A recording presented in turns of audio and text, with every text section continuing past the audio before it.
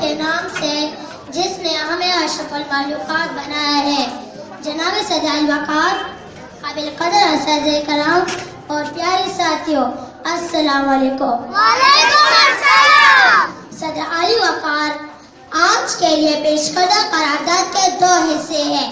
پہلا حصہ نظر پاکستان اور دوسرا حصہ موجودہ نظام تعلیم۔ جناب صدر الوقار، نظر پاکستان کی اس سے بہتر اور کوئی تعریف نہیں ہو سکتی کہ پاکستان کا مطلب کیا؟ لا الہ الا اللہ، یونیورس صغیر کا ایسا خطہ جہاں مسلمان قرآن اور حدیث کے تعلیمات کے مطابق زندگی بسر کر سکے۔ میرے خیال میں اگر یہی نظریہ نہ ہوتا تو آج پاکستان بھی نہ ہوتا۔ یہی نظر پاکستان کے وجود کا بنیاد بنا۔ جناب صدر الوقار، اب آتے ہیں دوسرے حصے کی طرف، موجودہ نظام تعلیم۔ افسوس، سر افسوس کہ ہمارے نظام تعلیم میں نہ تو کوئی نظام ہے اور نہ ہی اس کا تعلیم سے دور دور تک کوئی واسطہ ہے۔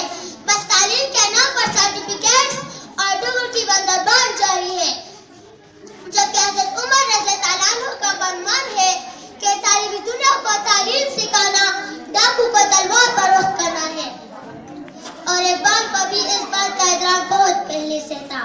شکایت ہے مجھے عرب خداوندان مکتب سے، سبق شاہین بچوں کو دے رہی ہے حق بازی کا، سبق شاہین بچوں کو دے رہی ہے حق بازی کا۔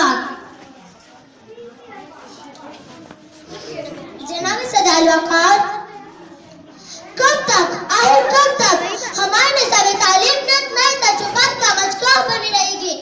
جس نسل کے تحت پاکستان کا وجود میں آئے گا اس کو چھوڑ کر ہم کب تک مغرب کی تقلید کرتے رہیں گے؟ آج اگر پاکستان مسائل میں جھگڑا ہوا ہے اور اس کا وجود کو خطرہ ہے تو اس کی اصل وجہ یہی ہے کہ ہم نے مغرب کی تقلید کرتے ہوئے اپنے تعلیمات چھوڑ دی ہے۔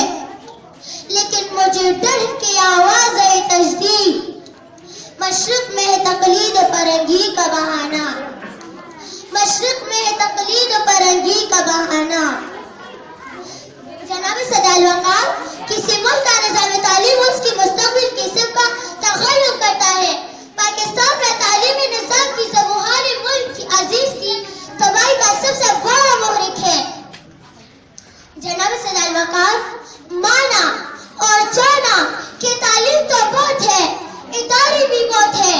تعلیمی اقدامات جو حکومت نے اٹھائے وہ بھی اچھے، مگر تعلیمی شعور جو نہیں۔ تعلیم تو ہے مگر علم نہیں۔ تعلیم تعلیم تعلیم نعرہ لگایا جا رہا ہے مگر کہاں ہے نظام تعلیم؟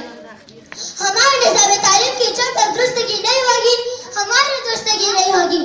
ہم